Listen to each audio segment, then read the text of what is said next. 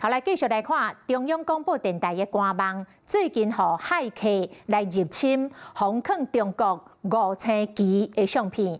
台北地检署调查了后，怀疑这电台有内鬼，掠出着3个嫌犯。周刊来压了，讲其中一个嫌犯姓吴的工程师，咧访问口径的时阵，讲伊是黄国昌的人，甲黄国昌定定咧互动。黄国昌是来反击，讲是这个工程师甲检举，讲中央广播电台的治安有漏交，伊就请对方进一步提供到资料。黄国昌讲，这周刊莫名其妙。央广主播台，欢迎收听 RTI News。主持人操作期待认真做节目，中央广播电台形象专业，最近刷标骇客入侵。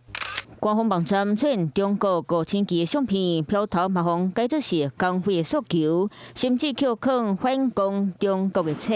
顶个月11号，香港官方网站扣人挑工黑白片，3位嫌犯个敢若是来贼。我目见吴先生就是香港姓吴的工程师，传出伊无申请犯案，所伫咧证实的时讲出家己是黄国昌的人，就看下了2人信息内容。黄国昌捌传一份持付个文名册档案予工程师，讲官司道生做安尼，毋知你敢有法度处理？工程师回应老师好，个案件互你公审，叫即期先怎无透过面代提资料？央广的那位吴姓的工程师。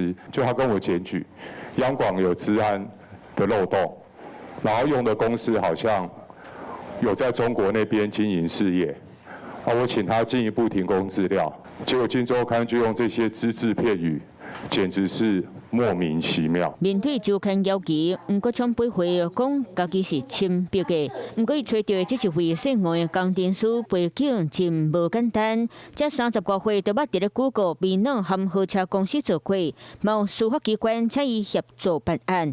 伫咧台海时，同称作是治安天才。有多少证据说多少话？因为警察单位正在进行侦办，所以我想我跟大家一样，都是看消息出来的。姓吴的工程师真成过去27万高保，不过伊讲家己是亲笔的，予黄国昌涉入案外案，嘛恐惊搁一摆引起风波。Hello， 我是雷亚，想要抢先掌握最及时的新闻资讯吗？赶快订阅、按赞、开启小铃铛，锁定华视新闻 YouTube 频道。